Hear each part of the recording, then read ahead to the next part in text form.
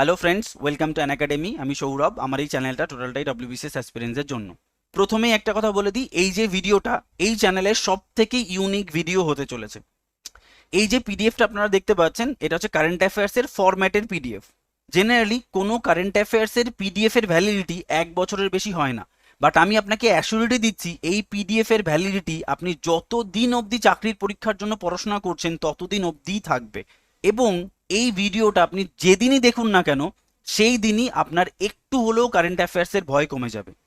শুধু তাই নয়, আমি আপনাকে এইটুকু অ্যাসিউরিটি দিতে পারি যে 5 বছর পরেও যদি আপনি এই ভিডিওটা দেখেন, তাহলে এই ভিডিওটা আজকের দিনে যতটা গুরুত্বপূর্ণ, 5 বছর পরেও এই ভিডিওটা ততটাই গুরুত্বপূর্ণ হবে। তো চলুন দেখে নিই এই ভিডিওতে কি স্পেশালিটি রয়েছে। জেনারেলি আমরা কিন্তু মান্থলি বেসিসে কারেন্ট অ্যাফেয়ার্স পড়তে পছন্দ করি, কিন্তু এই পিডিএফটা মান্থলি বেসিসে নয়। এই পিডিএফটা টোটাল 1 বছরের কারেন্ট অ্যাফেয়ার্সকে রিপ্রেজেন্ট করছে। তবে একটা কথা বলে দিই, এই পিডিএফটা সব থেকে বেশি কাজে লাগবে কিন্তু এক্সামের জাস্ট আগে। যে কোনো এক্সামের ঠিক 10 দিন আগে এই পিডিএফটা রেডি করবেন, ব্যাস তাহলেই হয়ে যাবে। দেখুন, পিডিএফটা নিয়ে কথা বলার আগে পুরো ব্যাপারটাকে ভালো করে বুঝে নিন যে আমি কি বলতে চলেছি। 2 বছর আগে আমাদের চ্যানেলে কারেন্ট অ্যাফেয়ার্সের প্রথম ভিডিও আপলোড করা হয়। সেখানে আমরা টোটাল কারেন্ট অ্যাফেয়ার্সের সেক্টরাল অ্যানালিসিস করেছি। সেই ভিডিওতে আমরা টোটাল কারেন্ট অ্যাফেয়ার্সের 1 বছরের রোড ম্যাপ আপনাদের সঙ্গে শেয়ার করেছিলাম, এবং একটা পিডিএফ আপনাদের সঙ্গে শেয়ার করেছিলাম যেখানে বলেছিলাম যে সারা বছরের কারেন্ট অ্যাফেয়ার্স কোথা থেকে নেবেন এবং কি করে রেডি করবেন। কিছুদিন আগে আমরা কারেন্ট অ্যাফেয়ার্সের আরও একটা ভিডিও আপনাদের সঙ্গে শেয়ার করি। সেখানে আমরা বলেছিলাম কারেন্ট অ্যাফেয়ার্সের সোর্স কি এবং ফ্রি পিডিএফ কি করে ডাউনলোড করবেন। এবং সেই ভিডিওতে আমরা বলেছিলাম যে এই সমস্ত সেক্টর থেকে কভার করে আমরাই মান্থলি কারেন্ট অ্যাফেয়ার্স তৈরি করব এবং আপনাদের সঙ্গে শেয়ার করে দেবো। আপনারা স্ক্রিনে একটা অ্যাপ্লিকেশন দেখতে পাচ্ছেন, সেটা হচ্ছে অ্যান একাডেমি অ্যাপ্লিকেশন। সেখানে আমরা মান্থ ওয়াইজ প্রতি মাসে কারেন্ট অ্যাফেয়ার্স আপলোড করে দিই, আপনারা দেখতে পাচ্ছেন। মান্থলি কারেন্ট অ্যাফেয়ার্স তো আপনি অ্যান একাডেমি অ্যাপ্লিকেশনে পেয়েই যাচ্ছেন, এবং সেটা তো আপনাকে পড়তেই হবে, তার কোনো বিকল্প নেই। কিন্তু এই কারেন্ট অ্যাফেয়ার্সের এত বড় এরিয়াকে আরও কি অল্প জায়গায় নিয়ে আসা যায় কি না, সেটা নিয়েই আমার এই আজকের ভিডিও। আপনি যদি আমাদের অ্যাপ্লিকেশন থেকে মান্থলি কারেন্ট অ্যাফেয়ার্স ডাউনলোড করেন, তাহলে প্রতি মাসে মোটামুটি আমরা অন অ্যান অ্যাভারেজ 70টা করে কারেন্ট অ্যাফেয়ার্স দিয়েছি। তাহলে 12 মাসে মোটামুটি 840টা, আমি অন অ্যান অ্যাপ্রক্স ধরলাম 800টা কারেন্ট অ্যাফেয়ার্স। দেখুন, 800টা কারেন্ট অ্যাফেয়ার্স পড়া আর 800টা হিস্ট্রির কোশ্চেন পড়ার মধ্যে আকাশ পাতাল ডিফারেন্স আছে, এটা আগে আপনাকে সবার আগে বুঝতে হবে। একটা কারেন্ট অ্যাফেয়ার্সের কোশ্চেনের ভ্যালিডিটি কিন্তু কোনোদিনই 1 বছরের বেশি হতেই পারে না, বাট একটা হিস্ট্রির কোশ্চেনের ভ্যালিডিটি কিন্তু লাইফ লং। যতদিন আপনি ডব্লিউবিসিএস এর প্রিপারেশন নিচ্ছেন ততদিন অবধি ওই কোশ্চেনটা আপনাকে সাপোর্ট করবে, বাট কারেন্ট অ্যাফেয়ার্স এর ভ্যালিডিটি মাত্র 1 বছর। ফলে এই এরিয়াটাতে এত প্রেফারেন্স দেওয়ার কোনো দরকার নেই, এবং এরিয়াটা খুবই আনপ্রেডিক্টেবল। আপনি প্রতি মাসের কারেন্ট অ্যাফেয়ার্সে এই সমস্ত সেক্টর থেকে কোশ্চেন পাচ্ছেন। এটা কিন্তু একটা হিউজ সেক্টর। এর ভেতর থেকে যদি আমরা ইম্পর্টেন্ট সেক্টরগুলোকে ছেকে বার করে নিয়ে আসতে পারি, তাহলে কিন্তু কারেন্ট অ্যাফেয়ার্সের এরিয়া আরও ছোট হয়ে যাবে এবং আপনার পড়াশোনাটা অনেক সহজ হয়ে যাবে।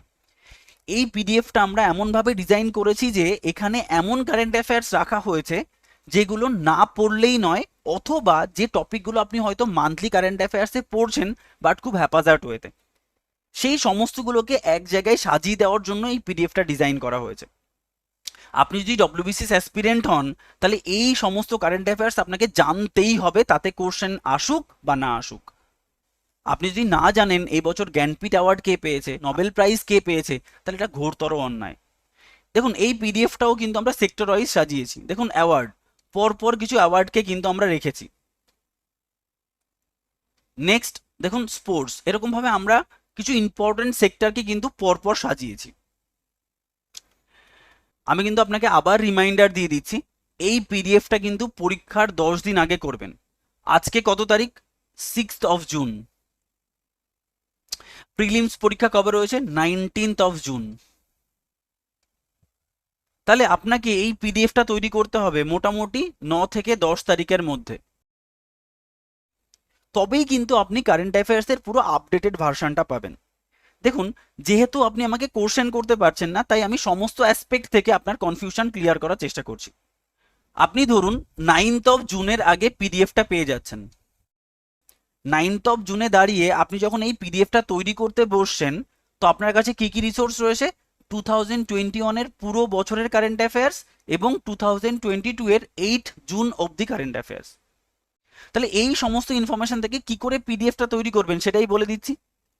দেখুন, আপনি মান্থলি কারেন্ট অ্যাফেয়ার্স পড়ছেন, তো আপনার কাছে 2021-এরও মান্থলি কারেন্ট অ্যাফেয়ার্স রয়েছে। ধরুন আপনার কাছে 2021-এর মে মাসের মান্থলি কারেন্ট অ্যাফেয়ার্সটা রয়েছে। এবার আমি আপনাকে একটা ইভেন্টের কথা বলছি, ফ্রেঞ্চ ওপেন। ফ্রেঞ্চ ওপেন সম্পর্কে আপনি নিশ্চয়ই জানেন। ফ্রেঞ্চ ওপেনটা হয় মে জুন মাসে। তাহলে আপনি যখন 2021-এর মে মাসের কারেন্ট অ্যাফেয়ার্স পড়ছেন, তো আপনি ফ্রেঞ্চ ওপেনের ডেটা পাচ্ছেন।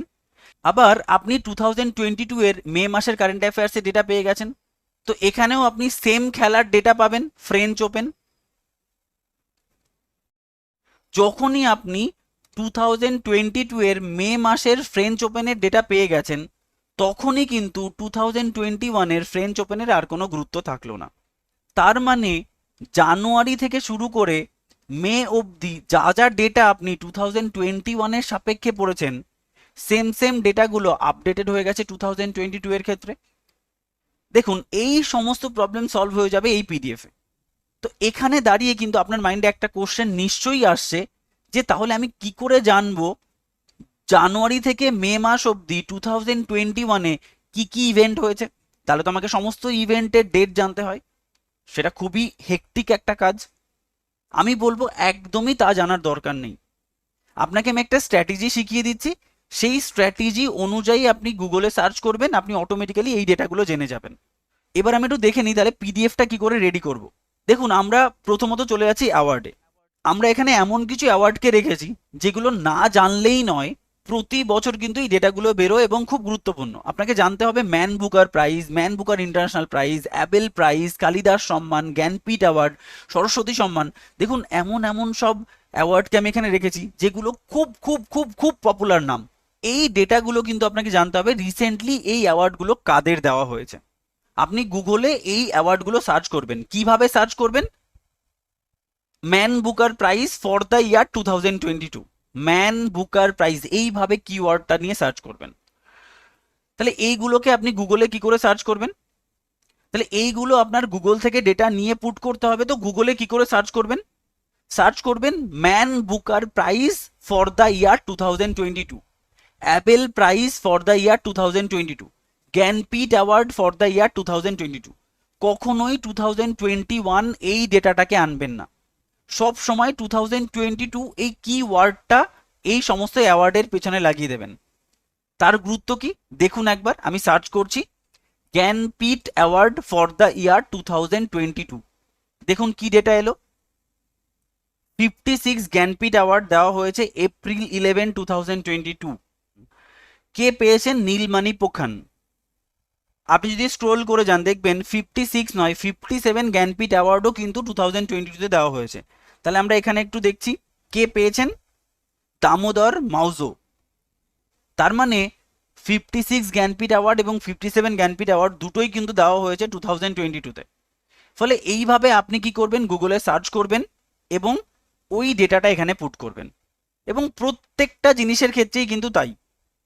আচ্ছা, এইভাবে গুগলে সার্চ করার গুরুত্বটা কোথায়? যে ইভেন্টটা 2022-তে হয়ে গেছে তার আপডেটেড ডেটা আপনি পেয়ে যাচ্ছেন, এবং 2021-এর ডেটাটাকে আপনি স্কিপ করতে পারছেন। এইভাবে সার্চ করার পর আপনি অনেক ইভেন্ট পেয়ে যাবেন যেগুলো 2022-তে এখনো হয়নি, যেগুলো আপকামিং আসতে চলেছে। একমাত্র সেই সমস্ত ইভেন্টের ক্ষেত্রে আমরা কিন্তু 2021-এর ডেটাই এই পিডিএফে আপডেট করব। ক্লিয়ার? তার মানে লেটেস্ট ইনফরমেশনটাকে আমরা কিন্তু পিডিএফে আপডেট করব। সেটা 2022-তে হলে 2022 ডেটা, 2021-এ হলে 2021-এর ডেটা। ক্লিয়ার? তাহলে আমরা এইভাবেই ইম্পর্টেন্ট অ্যাওয়ার্ডগুলোকে গুগল থেকে সার্চ করে নেব। নেক্সট চলে আসি নভেলে। Physics, chemistry, biology, literature, economics এবং পিস, এই সমস্ত টপিক থেকে কারা নোবেল পুরস্কার পেয়েছেন এবং কিসের জন্য পেয়েছেন সেটা জানতে হবে। নেক্সট চলে যাচ্ছি 94th একাডেমিক অস্কার অ্যাওয়ার্ড, যেটা 2022-তে অলরেডি পাবলিশড হয়ে গেছে। তাহলে অস্কার অ্যাওয়ার্ড 94th, এটা আপনাকে জানতে হবে। বেস্ট ফিল্মকে, বেস্ট ডিরেক্টরকে, বেস্ট অ্যাক্টরকে, ইত্যাদি ইত্যাদি ইনফরমেশন। যখন আপনি এই ভিডিওটা 2023-তে দেখবেন তখন কিন্তু আপনার আর 94th নয়, তখন আপনি 95th একাডেমিক অস্কার অ্যাওয়ার্ডটা লিখবেন। ফলে এই ভিডিওটার গুরুত্ব কিন্তু আজকে শেষ হয়ে যাচ্ছে না বা দুদিন পরে শেষ হয়ে যাচ্ছে না, এই ভিডিওটা এবং এই পিডিএফটা আপনি যতদিন কম্পিটিটিভ ফিল্ডে স্টাডি করছেন ততদিন অবধি আপনাকে সাপোর্ট করবে। একদম সিমিলার ওয়েতে আপনারা 79 গোল্ডেন গ্লোব অ্যাওয়ার্ডটা তৈরি করবেন, 67 national film award, 75th BAFTA award, 64 Grammy award and IIFA award. এই পিডিএফটা কিন্তু 2022 এর কনটেক্সটে তৈরি করা হয়েছে। আপনারা যেদিনই এই ভিডিওটা দেখবেন সেই দিনের কনটেক্সটে কিন্তু আপনারা এই পিডিএফটা ডিজাইন করে নেবেন। নেক্সট চলে যাচ্ছে ইম্পর্টেন্ট স্পোর্টস। আইসিসির ক্ষেত্রে অনেক অ্যাওয়ার্ড দেওয়া হয়, ICC men cricketer of the year award, ICC women cricketer of the year award. তার মানে ওভারঅল ইয়ারের বেসিসে আইসিসি কিন্তু মেন এবং women cricketer of the year award ঘোষণা করে। শুধু তাই নয়, ওডিআই, টেস্ট এবং টি20 মেন এবং women cricketer of the year award কিন্তু ঘোষণা করে। নেক্সট চলে যাচ্ছে লারিয়াস অ্যাওয়ার্ড, খুবই গুরুত্বপূর্ণ একটা অ্যাওয়ার্ড, এটা আপনারা তৈরি করছেন। নেক্সট হচ্ছে গ্র্যান্ড স্ল্যাম, খুবই গুরুত্বপূর্ণ। 4টে গ্র্যান্ড স্ল্যাম হয় আপনারা জানেন, Australia open, French open, Wimbledon এবং ইউএস ওপেন। কোন টাইমে হয় আমি সেগুলো কিন্তু পাশে পাশে লিখে দিয়েছি। তো সেই কনটেক্সটে কিন্তু আপনারা এই ডেটাটাকে তৈরি করবেন। কিভাবে তৈরি করবেন? এই সমস্ত ইনফরমেশনগুলোকে বোথ মেন এবং ওমেনের কনটেক্সটে বিচার করবেন। দুটো ক্ষেত্রেই কে অস্ট্রেলিয়া ওপেন জিতেছে এবং কাকে হারিয়েছে, এবং সেম জিনিসটা ফ্রেঞ্চ, উইম্বলডন, ইউএস ওপেনের ক্ষেত্রেও অ্যাপ্লিকেবল। আচ্ছা, এরপরে আমরা এমন কিছু স্পোর্টসকে সাজিয়েছি যেটা হয় 2022-তে কমপ্লিট হয়ে গেছে, না হয় 2020-তে হবে, আপকামিং রয়েছে।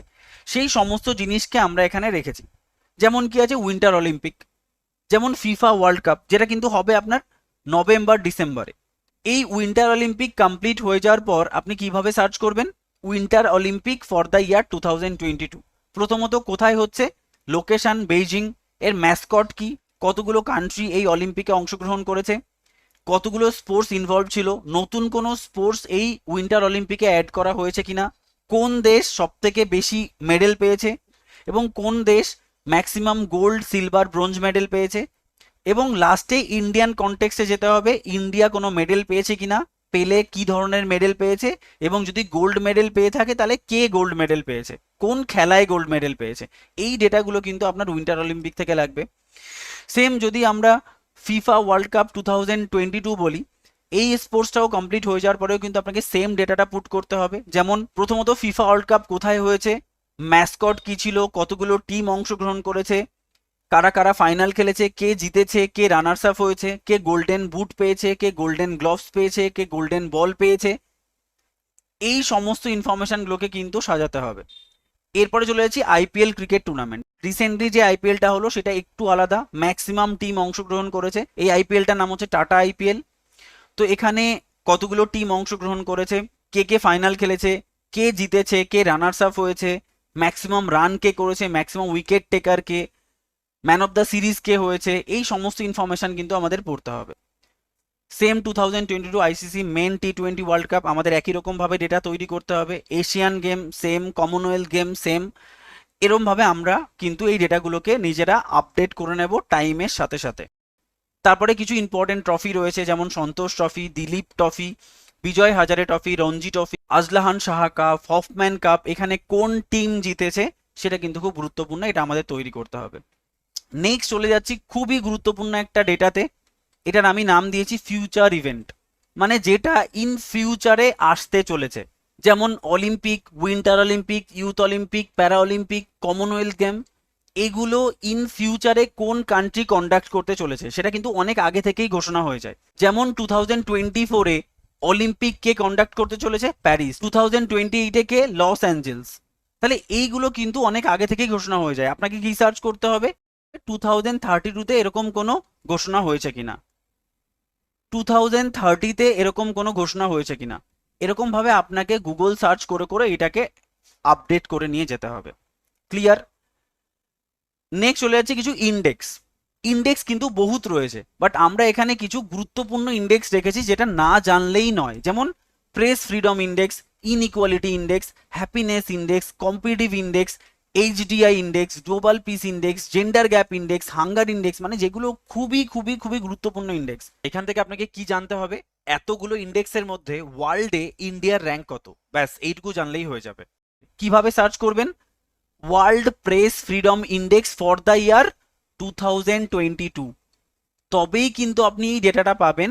যদি এই ডেটাটা 2022-তে না বেরোয় তবে আপনি 2021-এর ডেটা নেবেন। আমি আগেও এই ফান্ডা বলেছি, সমস্ত সার্চটা একই রকম হবে। নেক্সট, ইকোনমি রিলেটেড কিছু ডেটা আমাদের জানতে হয়, যেমন GDP growth rate for the financial year 2021-2022, GDP growth রেটটা কেমন হয়েছে। এবং আপনারা সবাই জানেন বিআই বাই মনিটারি পলিসি থ্রু দিয়ে প্রতি বছর দুবার তার পলিসি রেটগুলোকে আপডেট করে। Repo rate, reverse repo rate, bank rate, SLR, CRR, MSF, এগুলো এখন পরীক্ষা দিতে যাওয়ার আগে কত রেট রয়েছে সেটা আপনাকে জেনে যেতে হবে। কিছু ইম্পর্টেন্ট সামিট, আমি কয়েকটা সামিট দিয়েছি দেখুন, non aligned movement, BRICS summit, SAARC, G20, G7, এছাড়াও আরও অনেক সামিট রয়েছে। আপনারা যখন মান্থলি কারেন্ট অ্যাফেয়ার্স পড়বেন তখন কিন্তু এর বাইরেও কিছু গুরুত্বপূর্ণ সামিট পেয়ে যাবেন, সেইগুলোকে এখানে দরকার হয় টুকে নিন, যেটা আপনার কাছে ইম্পর্টেন্ট লাগছে। আমি জাস্ট আপনাকে একটা এরিয়া তৈরি করে দেওয়ার চেষ্টা করছি। তাহলে সামিট থেকে কি পড়বেন, কোন কান্ট্রির এক্স্যাক্ট কোন লোকেশনে সামিটটা হচ্ছে, আর এই ধরনের সামিট যদি ইন্ডিয়াতে হয়ে থাকে তাহলে ইন্ডিয়ার স্পেসিফিক কোন ডিস্ট্রিক্টে এটা হচ্ছে সেটা আপনাকে জানতে হবে। নেক্সট চলে যাচ্ছে কিছু ইম্পর্টেন্ট পার্সোনালিটিস। এখান থেকে কোশ্চেন কিন্তু ডব্লিউবিসিএস এ আসে না, এটা কিন্তু ইন্টারভিউর জন্য খুব গুরুত্বপূর্ণ। এখানে কি টাইপের কোশ্চেন আপনাকে জানতে হবে, আপনারা নিশ্চয়ই জানেন প্রেসিডেন্ট অফ ইন্ডিয়াকে, নিশ্চয়ই জানেন চিফ জাস্টিস অফ সুপ্রিম কোর্টকে। প্রেসিডেন্ট অফ ইন্ডিয়াকে শ্রী রামনাথ কোবিন্দ, আপনাকে জানতে হবে রামনাথ কোবিন্দ কততম প্রেসিডেন্ট। এইটা হয়তো আপনারা অনেকেই জানেন না যে 14তম প্রেসিডেন্ট কিন্তু রামনাথ কোবিন্দ। আমাদের চিফ জাস্টিস অফ সুপ্রিম কোর্টকে আমরা জানি এনভি রামানা। এনভি রামানা কততম চিফ জাস্টিস এটা হয়তো আপনারা অনেকেই জানেন না, 48তম। এইভাবে কিন্তু আপনার কিছু ইম্পর্টেন্ট পার্সোনালিটিসের সম্পর্কে জানতে হবে এবং তারা কততম সেটা কিন্তু আপনার খুব গুরুত্বপূর্ণ। নেক্সট চলে যাচ্ছি recently appointed chief minister and governor. এখান থেকে আপনাকে কি কি জানতে হবে, যে যে স্টেটে নতুন নতুন ইলেকশন হয়েছে সেখানে তো চিফ মিনিস্টার নিয়োগ হয়েছেন, এবং নতুন কোনো গভর্নর বা লেফটেন্যান্ট গভর্নর যদি নিয়োগ হয়ে থাকেন তাহলে তাদের সম্পর্কে জানতে হবে। অ্যান্ড লাস্ট যেটা, সেটা হচ্ছে portfolio of union and state government. এই পোর্শনটাও কিন্তু ইন্টারভিউ পয়েন্ট অফ ভিউ থেকে খুব ইম্পর্টেন্ট। আচ্ছা, পোর্টফোলিও মানে কি, ইউনিয়ন গভর্নমেন্টের কোন মিনিস্টারকে কোন এরিয়ার দায়িত্ব দেওয়া হয়েছে। যেমন আমাদের জানতে হয় হোম মিনিস্টারকে, ফিনান্স মিনিস্টারকে, foreign minister, education minister, sports minister, rail মিনিস্টারকে, এইগুলো কিন্তু আমাদের জানতে হয়, কারণ ইন্টারভিউতে এগুলো থেকে ধরে ধরে কোশ্চেন দেয়। আর এই চিন্তাভাবনাটা একদমই অমূলক যে যে জিনিসটা ডব্লিউবিসিএস এ আসে সেটাই পড়বো আর যেটা আসে না সেটা পড়বো না। যেহেতু আপনি ডব্লিউবিসিএস নামক ফিল্ডটাকে চুজ করেছেন ফলে এই জিনিসগুলো আপনাকে জানতেই হবে, সেই জন্য লাস্টে আমরা এইটুকু জাস্ট রেখে দিয়েছি। তো এটা হচ্ছে টোটাল পিডিএফ এর একটা ওভারভিউ। এবার বলে দিই পিডিএফটা আপনারা কি করে ডাউনলোড করবেন। আপনাকে প্রথমে গুগল প্লে স্টোরে যেতে হবে, সেখানে অ্যান একাডেমি বলে সার্চ করবেন, আমাদের অ্যাপ্লিকেশন পেয়ে যাবেন। অ্যাপ্লিকেশনটা ইনস্টল হয়ে যাওয়ার পর আপনি ফোন নাম্বার দিয়ে লগ ইন করবেন। অ্যাপটা ওপেন করার পরে আপনারা এরকম একটা ইন্টারফেস পেয়ে যাবেন। ফ্রি কন্টেন্ট স্টাডি মেটেরিয়ালে ক্লিক করলে আপনারা কারেন্ট অ্যাফেয়ার্স ফরম্যাট ইয়ারলি এই ফোল্ডারটা পাবেন। সেখানে ক্লিক করলে আপনারা এই পিডিএফটা পেয়ে যাচ্ছেন কারেন্ট অ্যাফেয়ার্স ফরম্যাট বলে। তার উপরে ক্লিক করলে পিডিএফটা ডাউনলোড হয়ে যাবে, দেন কমপ্লিট করে নিন। তো আজকের ভিডিওটা এই অবধি। Thank you friends, all the best, জয় হিন্দ।